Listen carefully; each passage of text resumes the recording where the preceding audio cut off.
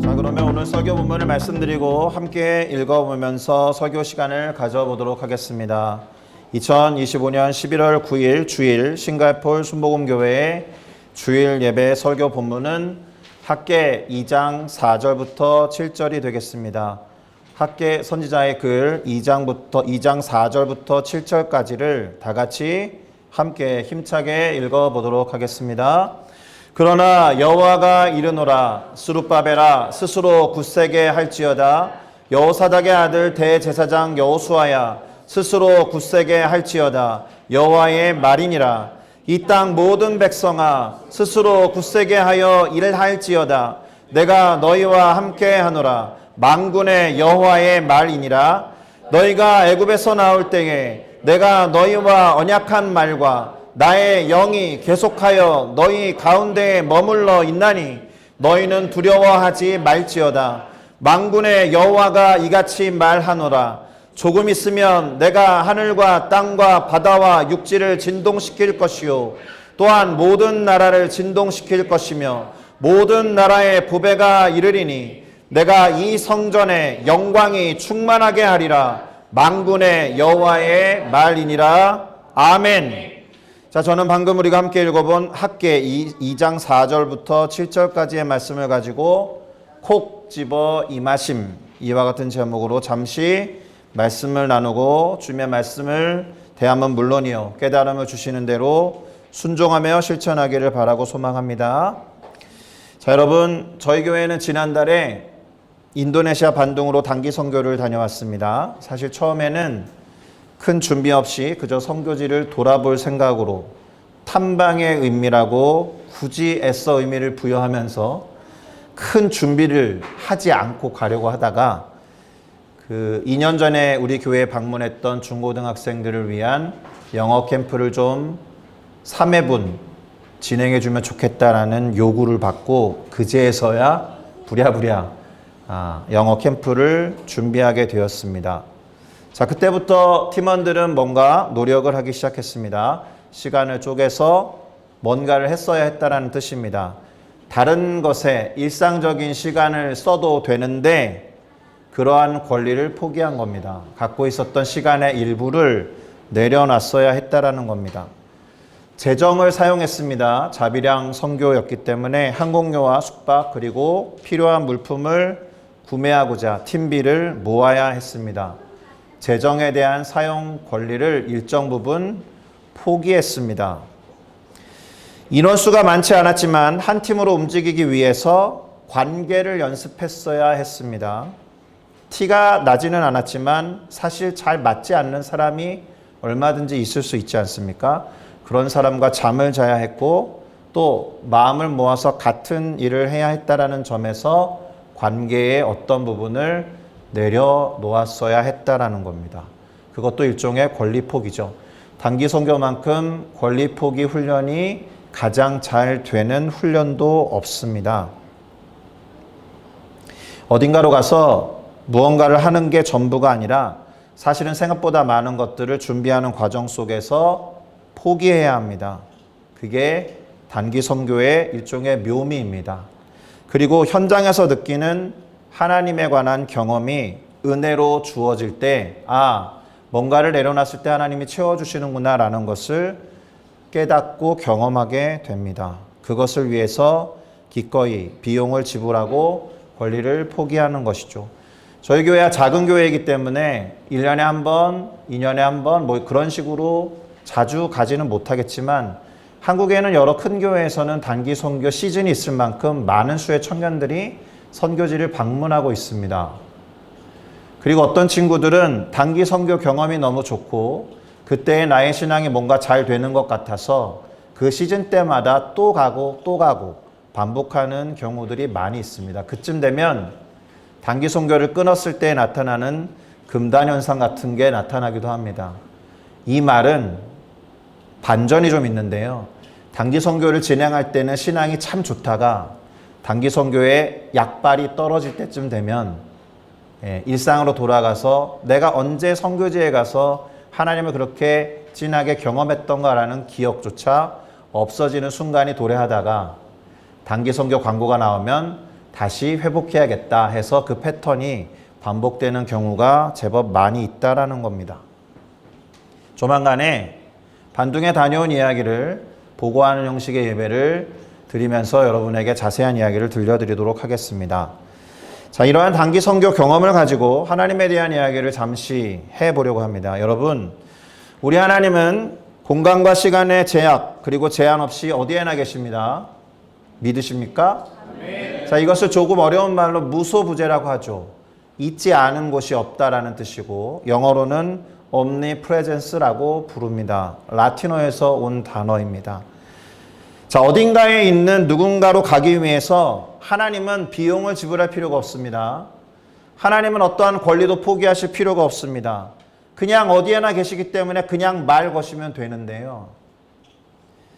그렇기 때문에 이러한 하나님의 속성과 성품은 인간이 따라갈 수가 없는 비공유적인 속성입니다. 우리가 하나님을 닮아 있다라고 하기 때문에 하나님처럼 생각도 하고 하나님처럼 사랑도 하고 하나님처럼 누군가를 베풀고 섬기기도 할 수 있지만 시공간을 초월해서 어디에나 있을 수 없다라는 것은 하나님과 우리 사이에 가까이 갈 수 없는 간극과 같은 것입니다. 신적인 속성에 속하는 거예요. 그런데요, 그 어디에나 계신 분께서 우리와 함께 하겠다라고 하신 거예요. 물론 어디에나 계시니까 우리와 함께 하신다라는 것이 뭐가 그리 대단한 일이겠습니까? 그렇지 않습니까? 어디에나 계시니까. 그런데 그것이 얼마나 대단한 일이라고 하나님은 독생자 예수를 이 땅에 보내시면서 이렇게 말씀해 주신 바가 있습니다. 마태복음 1장 21절에서 23절인데요. 제가 읽어드리겠습니다. 아들을 낳으리니 이름을 예수라 하라. 이는 그가 자기 백성을 그들의 죄에서 구원할 자이심이라 하니라. 이 모든 일이 된 것은 주께서 선지자로 하신 말씀을 이루려 하심이니 이르시되 보라 처녀가 잉태하여 아들을 낳을 것이요 그의 이름을 임마누엘이라 하리라 하셨으니 이를 번역한즉 하나님이 우리와 함께 계시다 함이라. 아멘. 예수님의 이름 자체가 다르게 발음하면 여호수아와 어간이 같아서 구원자라는 뜻입니다. 또 그 이름이 비슷한 것이 또 호세아라는 단어 안에도 들어있습니다. 예수, 예수와 여호수아, 호세아 다 구원과 관계된 이름입니다. 그런데 그 예수님에게 또 다른 이름이 부여되었죠. 임마누엘이라고 합니다. 하나님이 우리와 함께 계신다라는 뜻입니다. 이사야 선지자가 예언한 말씀 그대로 처녀였던 마리아의 몸을 통해서 성령으로 잉태된 예수 그리스도께서 이 땅에 그렇게 성취되어 나타나는 것입니다. 많은 사람들이 가장 믿지 못하는 영역 중에 하나입니다. 어떻게 처녀가 잉태를 하고 남자의 유전자 없이 태어날 수 있는가? 아멘이래요. 우리보다 믿음이 좋은 꼬맹이를 보았습니다. 자, 그런데 다시 질문을 던져보겠습니다. 그 예수 그리스도께서 이 땅에 오신 방법이 우리가 도저히 믿을 수 없는 방법으로 오셨지만 하나님이 모든 사람들에게 납득이 가는 형태로 믿을 수 있는 형태로 보내셨다라면 믿음이 증가했을까요? 하나님이 다 모두가 인정하는 방법으로 누군가 나타나서 당신의 아들이라고 선포하고 그랬다라면 과연 더 많이 믿었을까요? 어떻게 생각하십니까? 오히려 그 나타나신 방법이 신비에 있다는 것을 인정함과 동시에 우리는 이런 생각을 해봐야 됩니다. 어디에나 계실 수 있는 분께서 특정 시간과 장소에 스스로 제한을 받아서 완전한 인간으로 살아가고자 이 땅에 오시고 또 그렇게 살아가신 것이 얼마나 놀라운 일이겠는가. 예수님께서 스스로 지불한 비용은 과연 계산이 가능할까? 하나님과 동일한 본체라고 이름 붙여지신 그 예수 그리스도께서 이 땅에 오신 그 권리 포기의 대가는 무엇인가? 스스로 제한을 가하고 절제하며 인내하는 능력도 출중하니까 어디에나 가실 수 있는 분께서 그 좁디 좁은 팔레스타인 땅에 스스로 가두는 것도 얼마든지 할 수 있는 일입니까? 33년 6개월 정도로 알려져 있는 삶이었지만 그 33년 6개월이라는 시간에 제한을 받으시고 우리와 똑같은 시간 24시간 안에 팔레스타인 그 작은 지역의 국한에서 움직여지신 예수님이니까 그분이야말로 얼마나 많은 걸 포기하신 겁니까?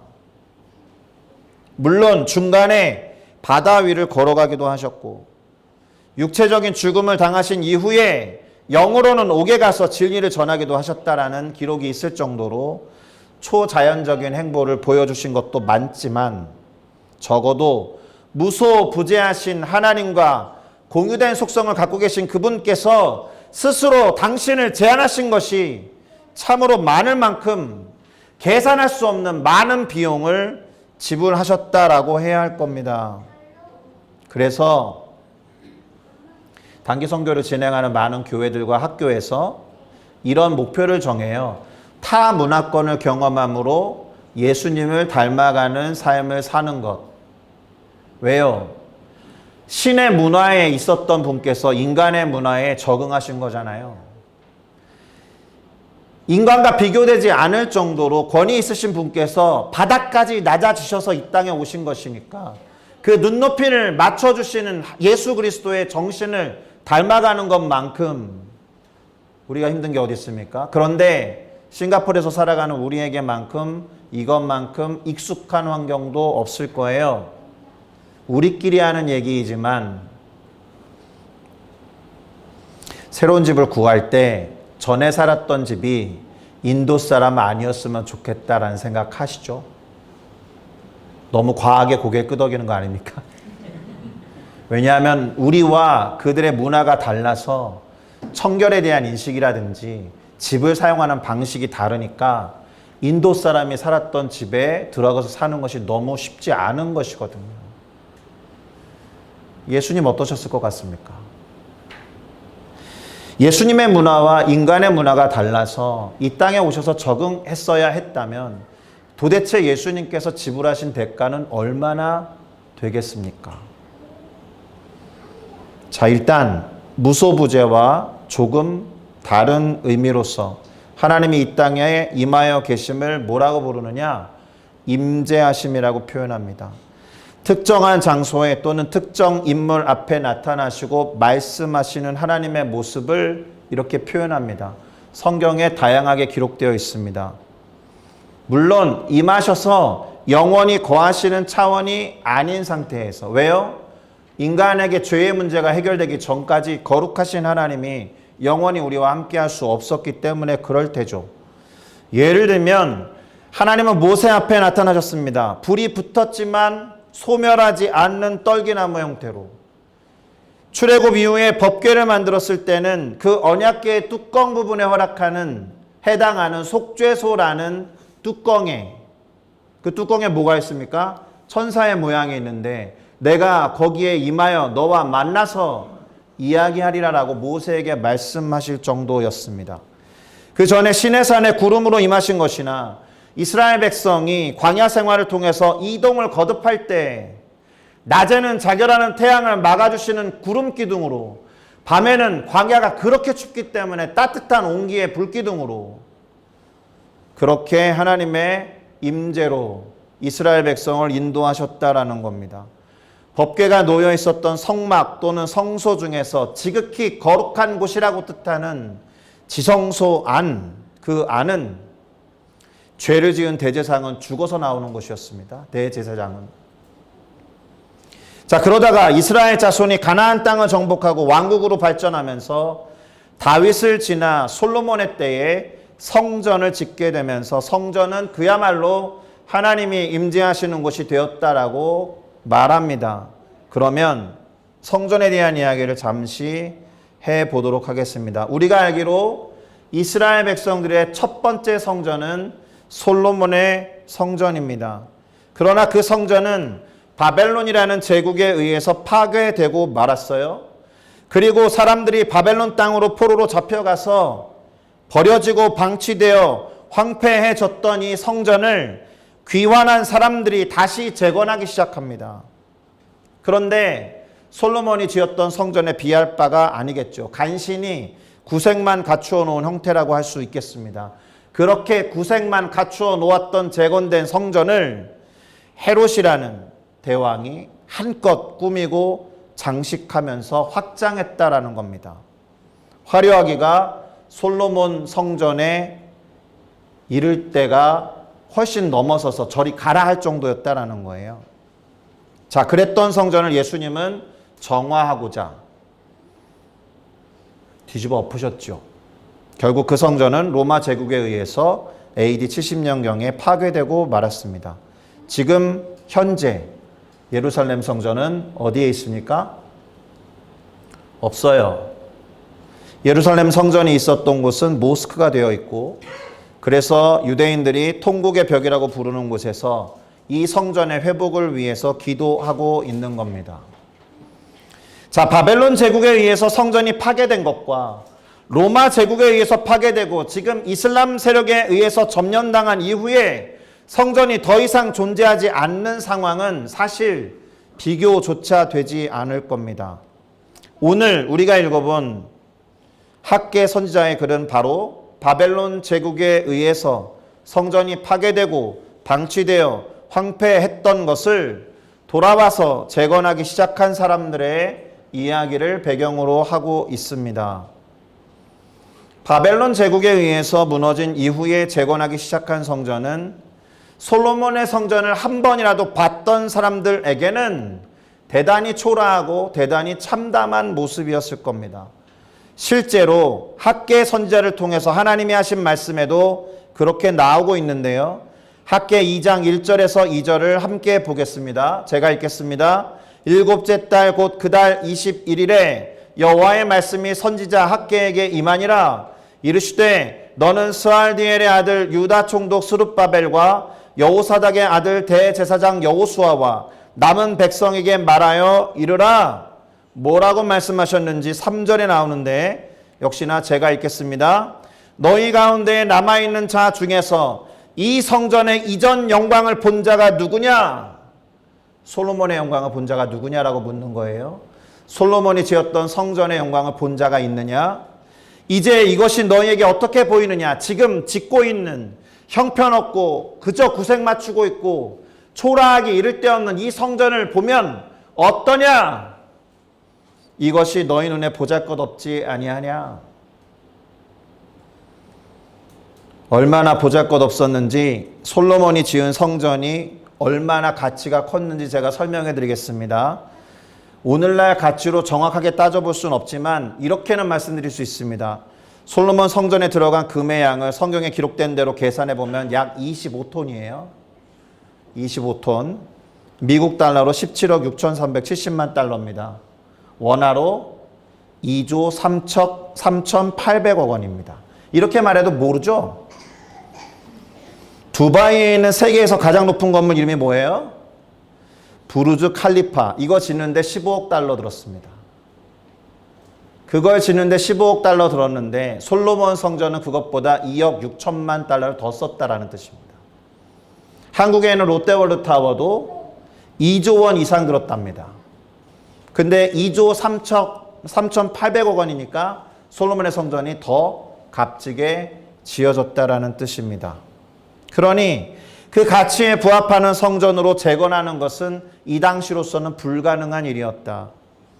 그런데 이 솔로몬이 지은 성전보다 훨씬 더 화려했던 성전이 뭐예요? 헤롯 대왕이 확장해 놓았던 성전입니다. 솔로몬의 성전 크기가 60m 곱하기 30m 정도였는데 헤롯 대왕은 그 규모를 180m 곱하기 120m로 확장했다라는 것이고, 솔로몬으로부터 헤롯 대왕까지는 대략 600년 이상이 떨어져 있는 시기이니까 더 발전된 건축 기술이나 실내 장식 기술을 바탕으로 대리석이나 목재를 더 정교하게 사용했을 테고 실내 장식은 훨씬 더 화려했을 것이니 추정컨대 수백억 달러에서 천억 달러에 이를 것이다. 솔로몬의 성전보다 수십 배의 가치가 있었다는 것이고, 앞서 두 가지 예로 들었던 초호화 건물들을 수십 개 세울 수 있는 비용을 들여서 예수님 당시에 가장 화려한 성전으로 예루살렘 성전을 만들어 놨다라는 겁니다. 그런데 어떻습니까? 그렇게 화려했던 성전에 대해서 예수님 일갈하셨습니다. 예수님 성전을 뒤집어 엎으셨습니다. 그리고는 허물어 버리면 당신이 3일 만에 다시 세울 거다라고 말씀하셨습니다. 자, 여러분, 우리는 솔로몬의 성전과 그리고 무너져서 다시 재건한 성전, 그리고 거기에서 발달한 화려한 헤롯 대왕의 성전을 비교할 수 있습니다. 두 개만 딱 띄워놓고 비교해보면 이렇게 될 겁니다. 무너진 성전을 재건할 때 그 성전의 초라함과 그리고 재건한 성전이 헤롯 대왕에 의해서 꾸며지고 치장되었을 때 그 화려함이 큰 대조를 이룬다라는 겁니다. 솔로몬의 성전은 저리 가라이니까. 자, 그런데 더 큰 대조가 있습니다. 그것은 하나님이 어디에 임재하시느냐에 있습니다. 다시 말해서 성전의 화려함보다 더 본질적으로 중요한 것은 하나님이 그 성전에 임재하시느냐의 여부다라는 거예요. 동의하십니까? 네. 자, 바로 그런 하나님의 임재가 있는 곳으로 여겨지는 그 성전을 재건하고 있었던 유대민족 백성들에게 학개 선지자를 통해서 지금 말씀을 주고 계신다.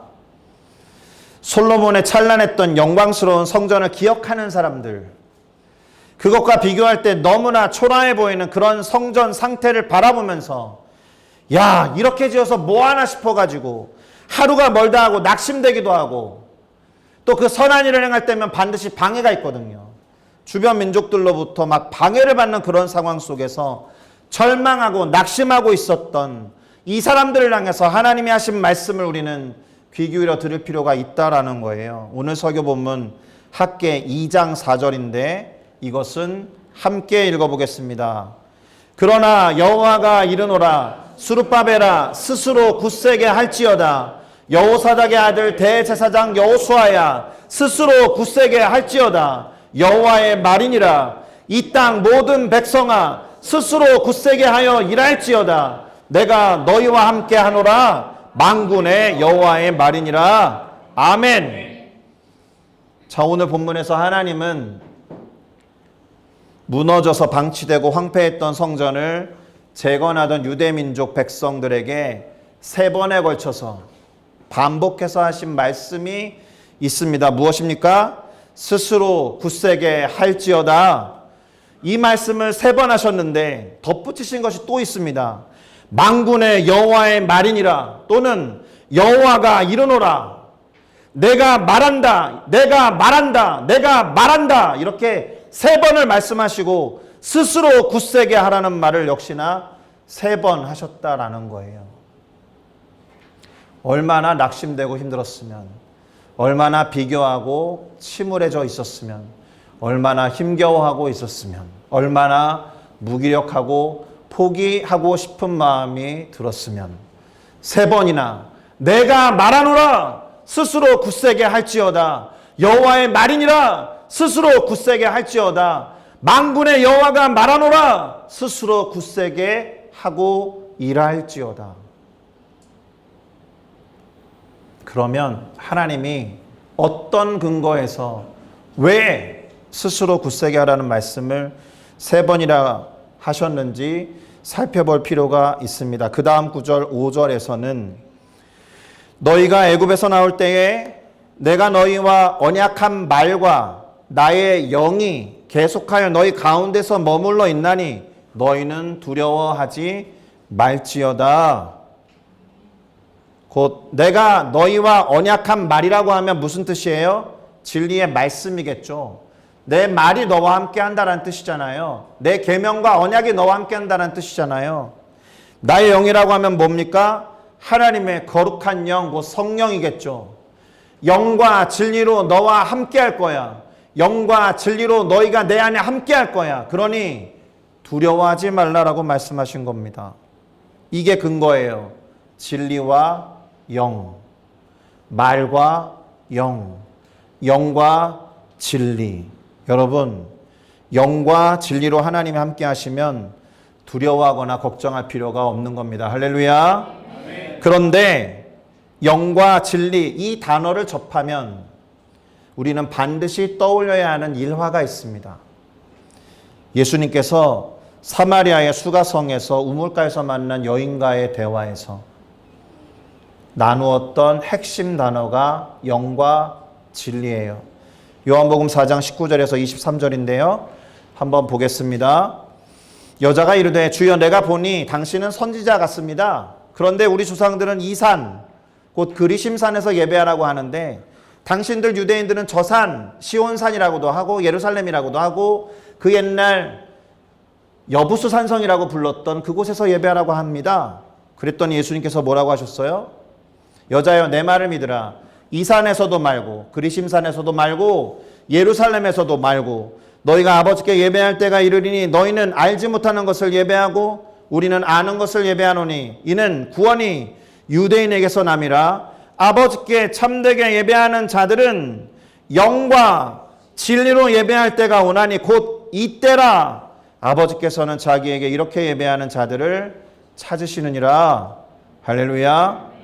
예배와 제사를 어디에서 드려야 합니까? 라고 장소에 관한 질문을 했을 때 예수님은 영과 진리로 예배할 때가 온다라고 해서 마치 예배의 방법과 예배의 때를 말씀하신 것 같지만 영어로 보시면 in truth and in spirit이니까 어디에서 예배하라는 거예요? 영 안에서, 진리 안에서 예배하라는 거예요. 예루살렘이나 그리심산이나 싱가포르 수목원교회나 한국에 있는 여러분의 교회에서의 예배보다 하나님의 영과 하나님의 진리가 함께하는 곳에서 예배할 때가 오나니 곧 지금이다. 그분이 영과 진리로 임재하시는 곳이면 어디에서든지 예배할 수 있다라는 겁니다. 하나님이 함께 하시는 곳, 하나님이 임재하시는 곳, 하나님이 콕 집어서 임하시는 곳이면 어디에서나 예배할 수 있는 그런 예배자를 찾으신다라고 말씀하고 계세요. 이 말은 하나님의 임재가 중요하다는 뜻입니다. 하나님의 영과 진리 안에서 예배하는 것이 중요하다는 뜻입니다. 다시 학개 선지자의 글로 돌아와서 설교를 마무리 지어 보겠습니다. 오늘 설교 본문 학개 2장 6절에서 7절을 마저 읽어 보겠습니다. 제가 읽을게요. 만군의 여호와가 이같이 말하노라. 조금 있으면 내가 하늘과 땅과 바다와 육지를 진동시킬 것이요 또한 모든 나라를 진동시킬 것이며 모든 나라의 보배가 이르리니 내가 이 성전의 영광이 충만하게 하리라. 만군의 여호와의 말이니라. 할렐루야. 잘 읽으셔야 됩니다. 모든 나라의 보배가 그 성전으로 온다는 거예요. 지금 너무나도 초라하고 보잘것 없는 재건중에 있는 그 성전으로 모든 나라의 보배가 온다는 거예요. 모든 나라에 사모하는 것이 온다는 거예요. 니네들이 볼 때는 지금 초라하지. 솔로몬의 영화로 볼 때 아무것도 아닌 것 같지. 그런데 내가 택한 그날에 모든 나라의 보배로운 것이 와서 보잘것없는 것 같은 이 성전을 영광으로 충만하게 할 거야. 만군의 여호와의 말이니라. 할렐루야. 모든 나라와 모든 곳에서 사모하는 마음을 가지고 사모하는 것을 가지고 보배와 예물을 들고 이 성전 하나님의 영과 진리가 임재한 그곳으로 사람들이 몰려올 거야. 근데 왜 낙심하는 거야? 근데 왜 두려워하는 거니? 두려워하지 말고 낙심하지 말고 굳건하게 서 있어라. 하던 일을 그렇게 해야 한다. 비록 솔로몬이 지었던 화려한 성전이 아니어도 지금은 초라해 보여도 내가 내 말과 영으로 함께하는 그런 성전이라면 결국엔 온 세계 열방과 민족들이 진동하면서 소중한 보배 사모하는 마음을 가지고 성전에 와서 예배하게 될 거다라고 하신 겁니다. 할렐루야. 사모하는 것이 이르러서 성전의 영광이 충만하게 하리라. 예배하는 자들이 사모하는 마음으로 와서 주님을 영화롭게 한다는 뜻이니까 이때의 성전은 어디를 말합니까? 확실히 헤롯의 성전은 아닐 겁니다. 그랬으면 예수님이 뒤집어 엎지 않았을 겁니다. 하나님이 말씀하셨듯이 하나님의 말씀과 진리, 영, 성령이 함께하는 곳에 어디든 예배하게 될 거다라는 겁니다. 헤롯이 화려하게 꾸며놓은 성전 아니다라는 것이니까 더 중요한 것이 뭡니까?